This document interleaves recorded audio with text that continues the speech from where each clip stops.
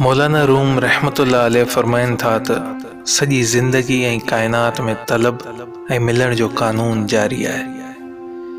हिकिड़ो शख़्स चए थो त मूंखे त ख़ुदा किथे कोन मिलियो ऐं मूंखे त उहो इल्म ऐं इरफ़ान हासिल कोन थियो जंहिंजे मुतलक़ नबियनि सगोरनि ऐं वलियनि दावाऊं कयूं आहिनि। फरमाइनि था त केतिरे क़दर न हमाकत ऐं नाइंसाफ़ी जी ॻाल्हि आहे त कंहिं दुनियावी कम में कमाल हासिल करण लाइ तो उमिरि जो हिकु वॾो हिसो जदोजहद में गुज़ारियो ऐं दौलत कमाइण लाइ बि कहिड़ियूं कहिड़ियूं कोशिशूं कई, लेकिन रूहानी कमाल जी निस्बत तूं ही शिकायत थो करीं त तोखे बग़ैर कोशिश ऐं बग़ैर तलब जे छो हासिल न थियो।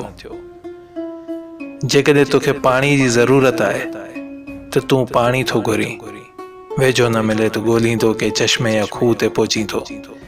इंसान जी फितरत में जिन शयुनि जी तलब मौजूदु आहे उन जे मिलण जो सामान बि फितरत में मौजूदु आहे। त छा ख़ुदा जी तलब ई अहिड़ी तलब आहे जंहिंजे मिलण जो को चश्मो न हुजे? उन जी बेक़रारी सां तो जहिड़ी तरह पाणी थो तलाश करीं, उन्ही बेक़रारी ऐं शिदत तलब सां ख़ुदा खे तलाश कर। ॾिस त ख़ुदा मिले थो या न। ख़ुदा जे मुतलिक़ इंसान जी प्यास उन ॻाल्हि जी शाहिद आहे तुंहिंजो चश्मो मौजूदु आहे, उहो परे न पर क़रीब आहे, लेकिन तलब शर्त आहे। बग़ैर तलब जे न दुनिया में कुझु हासिल थींदो आहे ऐं न दीन में। रूहानियत जे मुतलिक़ तो ही ग़लति अक़ीदो छो क़ाइमु कयो आहे त इहा ख़ुदि ब ख़ुदि बग़ैर तलब जे तुंहिंजी झोली में अची किरंदी।